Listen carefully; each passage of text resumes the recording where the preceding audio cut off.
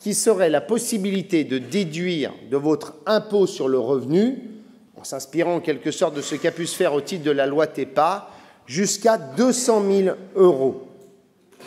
En Angleterre, vous pouvez déduire de votre impôt sur le revenu 200 000 livres dès lors que vous l'investissez dans des secteurs innovants et dans des entreprises en fonds propres pour leur permettre, bien entendu, de financer leur développement et aussi, à travers une meilleure structure de bilan, de pouvoir accéder plus facilement aux banques. Voilà un modèle qui existe en Israël, qui existe dans certains pays européens et qui serait un vecteur majeur et massif d'améliorer les fonds propres et les capitaux propres des entreprises qui sont souvent le frein ou leur manque ou leur absence qui est souvent le frein ensuite de l'accès à la banque ou au développement. Troisième idée que je vous suggère désormais, c'est pour les banques. Je pense que tout le monde le reconnaît, tout le monde le dit, et c'est vrai, même si parfois celui qui a un mauvais projet estime que c'est la banque qui n'a pas voulu le financer à tort, parce que le projet n'est pas bon, mais que les banques ne sont pas des philanthropes, et donc tout ça est tout à fait normal, mais nous avons besoin d'introduire de la transparence. C'est une des propositions qui a été faite dans les 99 propositions d'Aziz et de Nathalie. Nous avons besoin de faire en sorte que nous obligions les banques à sortir chaque année de façon extrêmement précise les concours bancaires et les concours en emprunt et les crédits que peuvent effectuer les banques au profit des petites et moyennes entreprises, avec, comme vous le proposez dans votre document, des chiffrages très précis pour qu'on ne mélange pas des carottes et des pommes de terre, ce qui fait qu'au bout du compte, les banques peuvent tout à fait maquiller les résultats. Je pense que face à l'inertie bancaire, la seule solution réelle, c'est la transparence. C'est comme sur les hauts salaires. Quand on évoque éventuellement les revenus très élevés des patrons des grands groupes, qui sont en effet indécents, eh bien, la seule solution pour les limiter, parce qu'il n'en existe pas d'autre, c'est la transparence. C'est l'opinion publique. Eh bien, moi, je suis convaincu que pour les banques, c'est aussi l'opinion publique qui permettrait de faire la vérité et d'inciter éventuellement les banques à mieux apporter leur concours au financement de l'économie. J'ajoute que la proposition et la réforme gouvernementale qui a été celle du médiateur doit continuer à nous inspirer. Moi, j'ai vécu dans mon département un certain nombre d'entreprises qui ont été en difficulté au moment de la crise de 2008 et qui, grâce au médiateur du crédit, ont pu se sortir du mauvais pas dans lequel ils étaient. Et donc, je pense que cette institution-là doit être pérennisée. Troisième sujet, ou quatrième sujet, c'est toute la question du marché du travail, Monsieur le Président. Je suis du même avis que vous et j'ose le dire. C'est très difficile pour un responsable d'un parti politique de tenir ce discours. Mais j'ai trop entendu, et Denis peut en témoigner lorsque nous avons fait nos déplacements, j'ai trop entendu,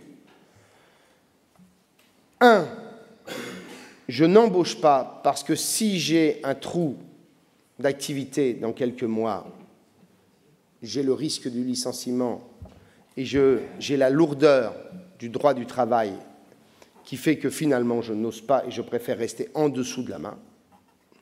Et deux, disons-le aussi, quand O2, l'entreprise Oxygène de Denis Jacquet au Mans, explique que pour 100 demandeurs d'emploi, lors de la convocation, vous avez 40 personnes qui se présentent, ou 60 personnes qui se présentent, que parmi les 60, 40, à l'issue du premier entretien général, viennent simplement pour qu'on leur tamponne leurs papiers, et que pour finir, on se retrouve pour l'entreprise entre 5 et 10 salariés, ou 5 ou 10 prétendants réels à l'offre d'emploi qui est proposée, il y a un vrai sujet. Je ne dis pas que tous les demandeurs d'emploi sont dans cette situation, loin s'en faut. Il y a des tas de gens qui recherchent avec beaucoup d'énergie, de pugnacité et de volonté et qui souhaitent s'en sortir, en effet, et vous avez raison de le dire.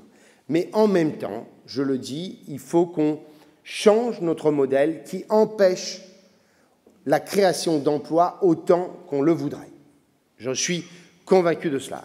À cela, moi, je fais une proposition majeure, c'est la suppression du CDD et du CDI et la construction d'un droit du travail reposant sur un contrat de travail unique à droit progressif. Faire en sorte qu'on n'ait plus cette barrière qui est en effet un facteur de précarité, comme l'a dit Denis tout à l'heure. Mesdames et messieurs, vous savez combien de déclarations, quel est le pourcentage de déclarations uniques d'embauche qui sont des CDD de moins d'un mois? 80%. 80% des embauches en France aujourd'hui sont des embauches pour des CDD de moins d'un mois. Ça veut dire qu'on a tellement rigidifié le droit du travail qu'on a précarisé les salariés. Parce que face à un droit du travail apparaissant comme si menaçant pour l'employeur, eh bien l'employeur a trouvé la réponse, c'est l'intérim et le CDD. CDD lui-même qui est très rigide, parce que pendant la période du CDD, on ne peut plus toucher aux conditions du contrat. Eh bien moi je propose un contrat de travail unique à droit progressif où, en clair, on acquiert des droits au fur et à mesure des mois que vous passez dans l'entreprise, et en contrepartie de ces droits à allocation chômage et à formation auxquels vous accédez, eh bien, on donne de la souplesse à l'entreprise pour pouvoir faire fluctuer ses effectifs en fonction de l'évolution de ses marchés et de ses commandes.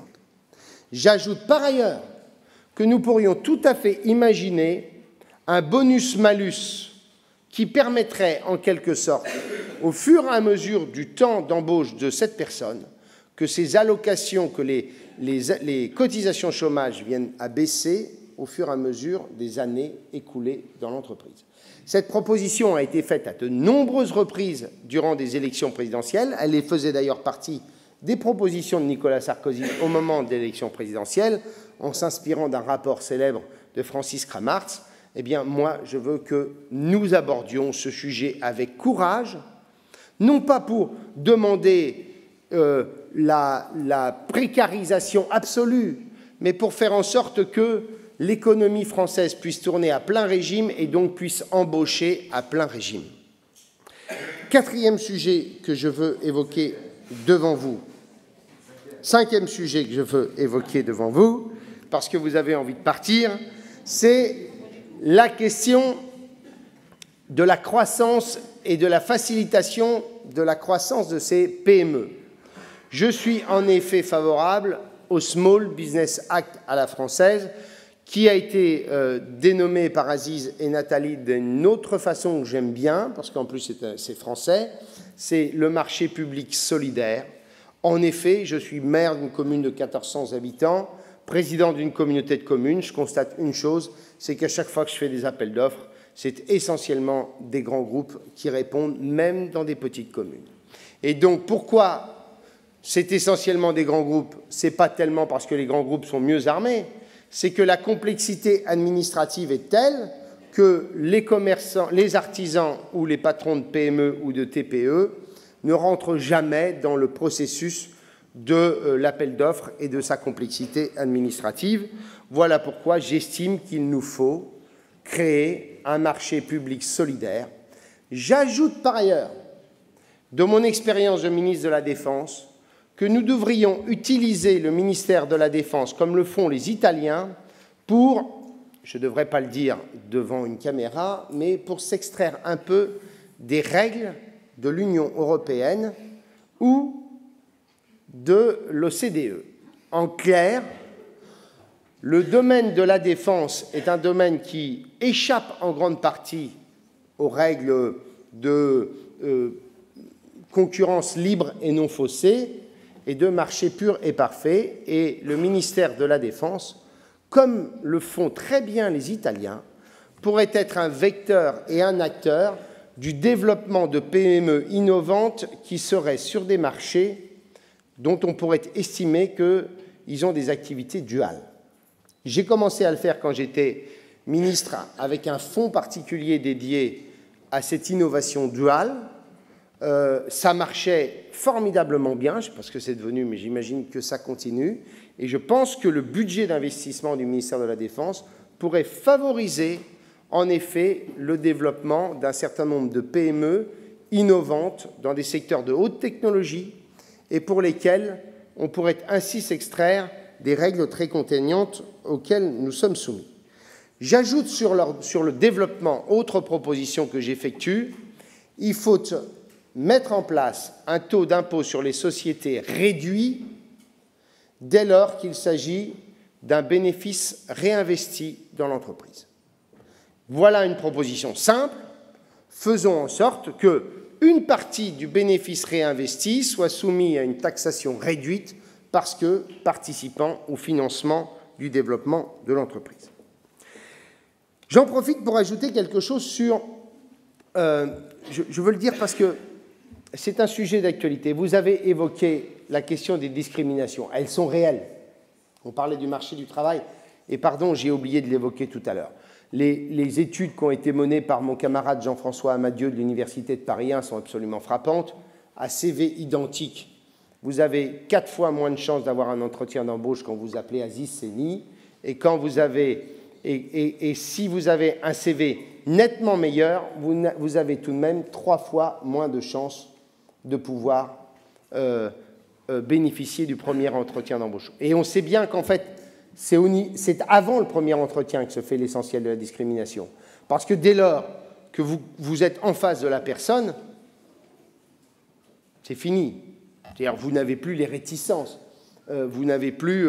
votre regard forcément change puisque vous avez en face de vous une personne. Et donc je pense qu'il faudrait... Alors c'est très compliqué. Aux États-Unis, ils ont réglé la chose très simplement puisque les statistiques permettent de pouvoir faire des statistiques ethniques, et donc chaque entreprise est obligée de faire un rapport annuel sur ses embauches et donc de justifier pourquoi éventuellement les embauches dans cette entreprise ne sont pas conformes à la situation de la population du marché de l'emploi. En France, c'est rigoureusement interdit et je pense que c'est bien de ne pas les autoriser. L'emploi des seniors, pour moi, la question, ce n'est pas une question... Il ne faut pas mettre en place des dispositifs, il ne faut pas mettre des systèmes incitatifs. Le marché du travail, il doit être vu dans sa globalité. Et la vraie question, elle est aussi dans les têtes. Je suis sûr de ça, comme vous l'avez dit. C'est l'idée que quand on a 35 ans ou 40 ans, on n'a pas envie d'embaucher quelqu'un de 55 ou 60 ans parce qu'on a peur qu'il prenne que le mécanisme d'autorité, de relation dans le travail risque d'être perturbé par la différence d'âge. Et c'est d'abord et avant tout un frein culturel, mental en quelque sorte. Et donc, je pense que là, il y a probablement des campagnes de communication à mener au niveau national pour faire en sorte qu'on fasse bouger les choses et qu'on fasse bouger les lignes. J'ajoute, mesdames et messieurs, je vous le livre à vous, même si vous vous occupez des Français, mais qu'il y a à l'heure actuelle quelque chose de dingue qui se passe dans le pays. Je vous le livre parce que vous ne le savez probablement pas. Les grandes écoles françaises forment des étudiants étrangers par centaines, voire par milliers.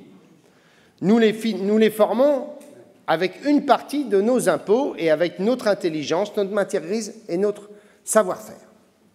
Eh bien, en allant dans ces grandes écoles, j'ai découvert cette chose absolument ahurissante, baroque, c'est qu'en raison des circulaires qui ont été signées par le ministre de l'Intérieur il y a quelques mois, eh bien, nous privons l'économie française d'hommes et de femmes que nous avons accueillis sur le sol français pour leur proposer nos grandes écoles, et au lendemain de leur formation et de leur sortie d'HEC, de l'ESSEC, des grandes écoles d'ingénieurs, on leur dit « dégagez, il n'y a rien à voir ».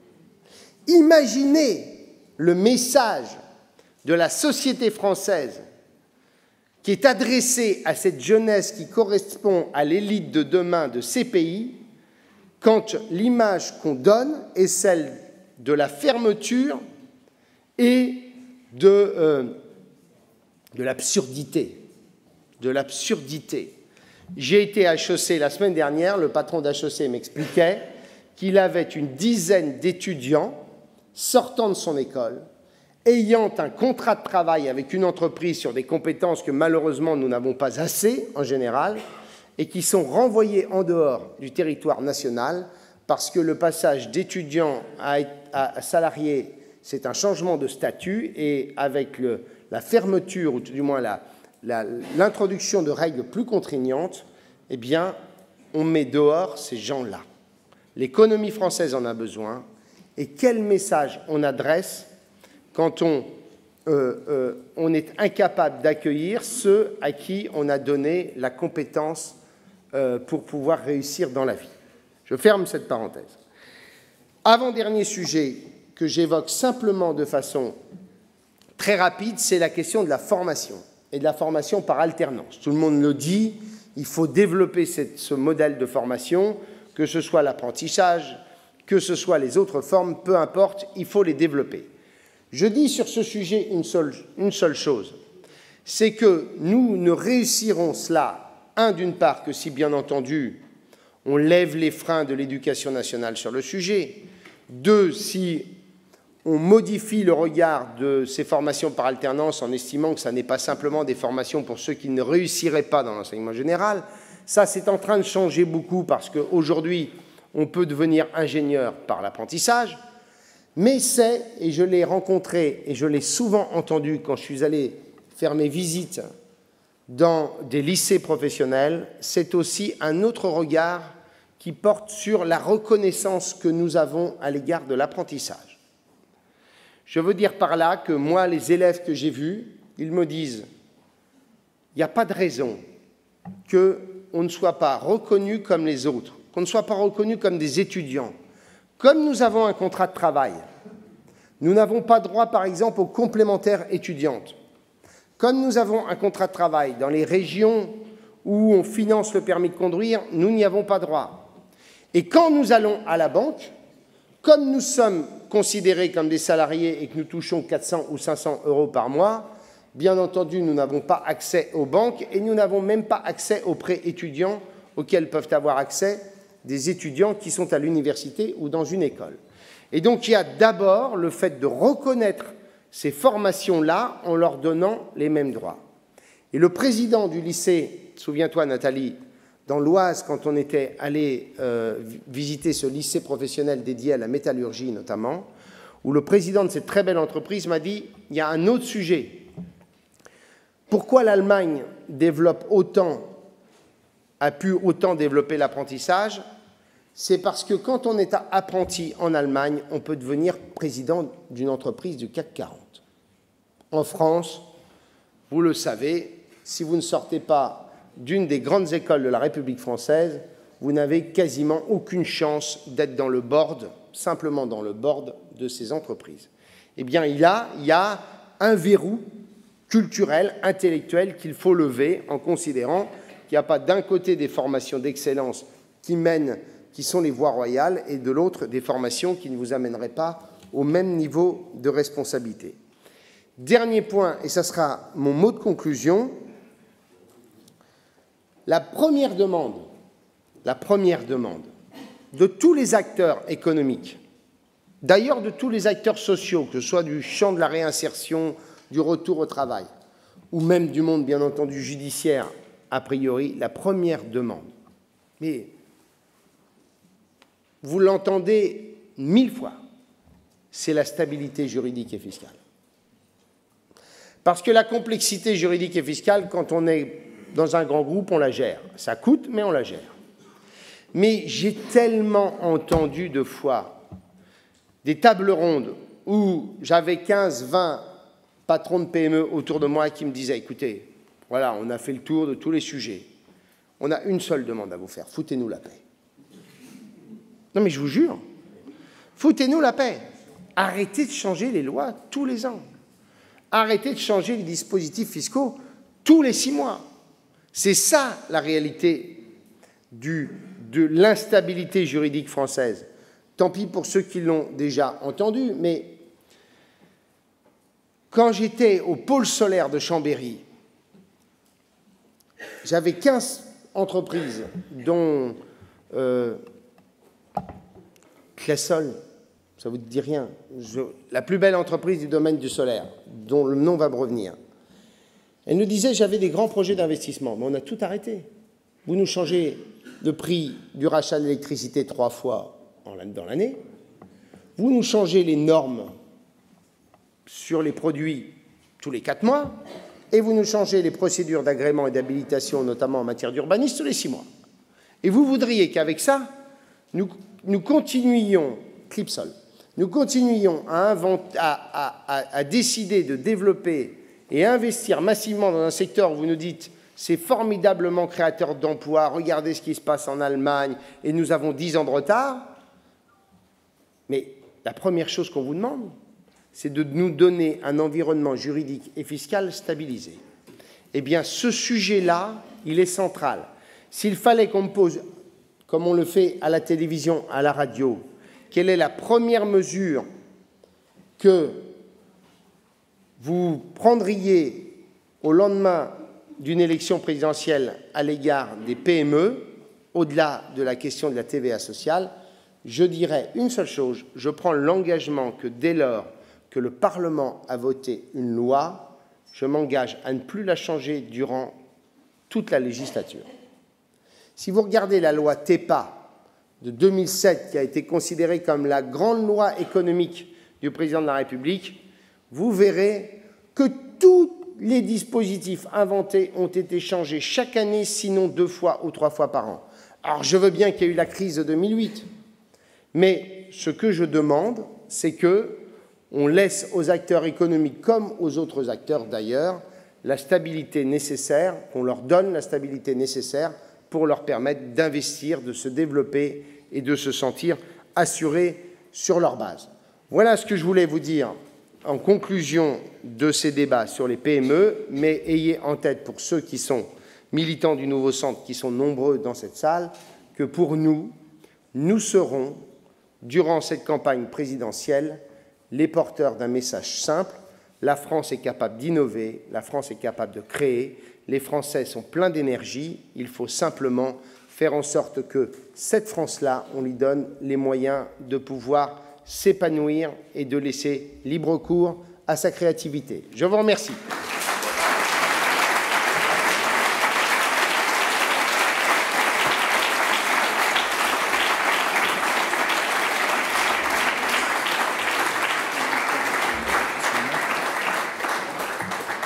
Juste pour finir, généralement, le protocole veut qu'après un ancien ministre et président de parti, on ne prenne pas la parole. Cher Hervé, nous t'avions envoyé par mail, de format électronique, le travail de 6 longs mois de rencontres avec des formations professionnelles, des syndicats, etc. Aujourd'hui, on te remet ces 99 propositions. Il aurait pu en avoir plus. Merci Aziz et Nathalie. Voilà. Bravo.